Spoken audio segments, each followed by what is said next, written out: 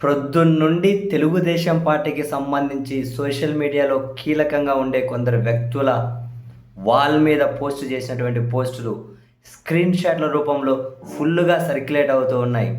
అట్లా TDP walls సర్కిల్స్లోను, ఇట్లా YCP సర్కిల్స్లో కూడా. ఆ పోస్టుల ఉద్దేశం ఏంటి?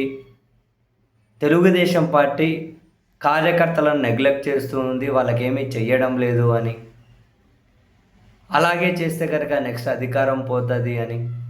అదే జరిగి మళ్ళీ జగన్మోహన్ రెడ్డి గారు, మనం గారు అని చెప్పి ఎవరినైనా మాట్లాడతాం, వాళ్ళ భాష అలా లేదు, అది వేరే విషయం. వాళ్ళ భాష అట్లా లేదు. సరే, మళ్ళీ జగన్ గారు అధికారంలోకి వస్తే ఈసారి నిజంగానే ఆయన చెప్పినట్లు జగన్ 2.0 చూపెడతాడు అని, అతను చెప్పినట్లు సప్త సముద్రాల అవతలున్నా కూడా లాక్కొని వచ్చేస్తా అని చెప్పారు అని, ఆయన ఆ విధంగా కనుక ప్రవర్తిస్తే సగం మంది టీడీపీ వాళ్ళు ఉండరు, మళ్ళీ వేరే పార్టీలోకి జంప్ అయిపోతారు అని.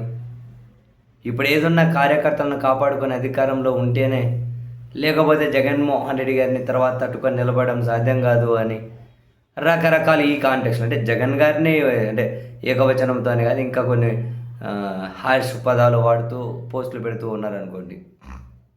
ఇది చూసిన కొందరు తెలుగుదేశం పార్టీ వాళ్ళే జరిగేది ఇదే అని చెప్పి కొందరు అంటుంటే, జగన్మోహన్ రెడ్డి గారు అంటే టన్నుల భయం కనిపిస్తూ ఉంది అని వైఎస్ఆర్ కాంగ్రెస్ పార్టీకి సంబంధించిన వాళ్ళు ఈ స్క్రీన్ షాట్లు షేర్లు చేస్తూ మాట్లాడుతూ ఉన్నారు.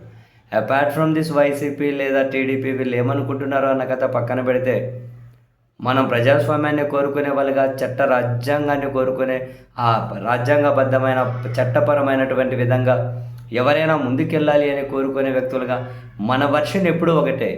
ఇంత భయభ్రాంతులకు గురవ్వాల్సిన అవసరం ఎవ్వరు లేరు. ఎవరు అధికారంలో ఉన్నా ఎవరైనా స్వేచ్ఛగా ఉండాలి. ఆ స్వేచ్ఛగా ఉండే విధంగా పాలక పక్షాలే వ్యవహరించాలి, వ్యవస్థలు వ్యవహరించాలి. పదే జగన్ గారు ఏం చెబుతున్నారు? విష బీజాలే నాటుతూ ఉన్నారు, అవి మహావృక్షాలు అయితే మిమ్మల్ని మింగేస్తాయి అంటున్నారు.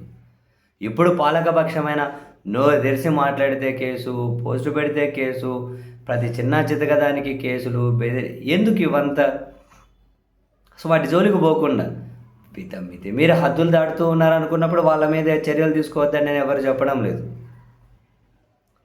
ఇప్పటికైనా ఇప్పుడు 15 నెలలు 18 నెలలు అవుతుంది, ఇప్పటికైనా మించిపోయింది లేదు. లాస్ట్ 6 months తీసేసినా ఇంకా 3 సంవత్సరాల టైం ఉంది. ఈ 3 సంవత్సరాల టైంలో ప్రజాస్వామ్యబద్ధంగా రాజ్యాంగానికి లోబడి పరిపాలన చేయండి, ఆ దిశగా పరిపాలన సాగించండి అని పాలకపక్షాన్ని సపోర్ట్ చేసే వాళ్ళు కూడా ప్రభుత్వాన్ని డిమాండ్ చేయండి. ఎవరో ఒకరో ఇద్దరో లేకుంటే గుప్పెడు మంది వాళ్ళ శాడిస్టిక్ ఆనందం కోసం ఎవరినో ఇబ్బంది పెట్టాలనో, ఎవరి మీద కేసులు పెట్టాలనో, ఎవరినో వేధించాలనో. నేను చాలాసార్లు చెబుతా, ఈరోజు బాధపడే వాళ్ళు రేపు సంతోషపడవచ్చు, ఈరోజు సంతోషపడే వాళ్ళు రేపు బాధితులు కావచ్చు. ఇది కాదు కావాల్సింది. చట్టంలాగా ఉండాలి, ప్రభుత్వాలు ప్రభుత్వంలాగా ఉండాలి, వ్యవస్థలు వ్యవస్థలాగా పనిచేయాలి. ఇప్పుడు జగన్మోహన్ రెడ్డి గారంటే టన్నుల భయం కనిపిస్తూ ఉంది.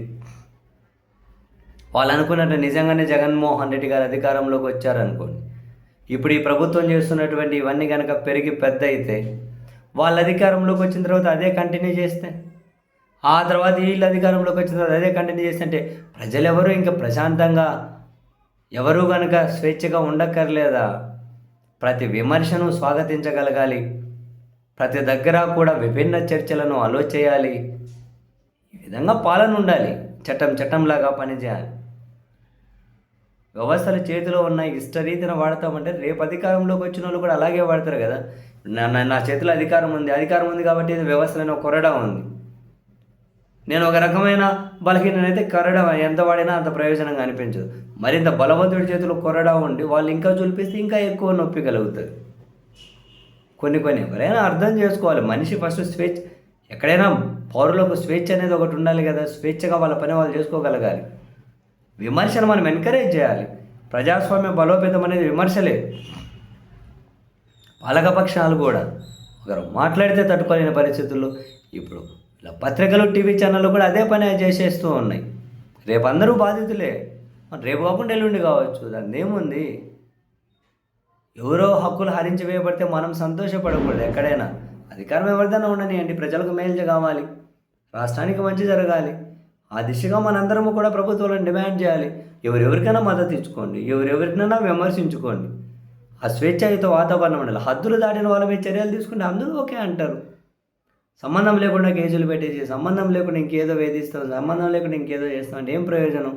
ఇప్పుడు ఈ విధంగా ఎప్పుడు 29లో ఏం జరుగుతుందని చెప్పి భయపెట్టి పోస్టులు పెట్టుకుని అంత అభద్రతా భావం ఎందుకు? టీడీపీ వాళ్ళకి కావచ్చు, ఇప్పుడు వైసీపీ వాళ్ళకి కావచ్చు. అంత అభద్రతా భావంలో నెట్టేయబడకూడదు ఎవరితోటైనా. వ్యవస్థలు అట్లా నెట్టేయకూడదు జనాలను అంత అభద్రతా భావంలోకి.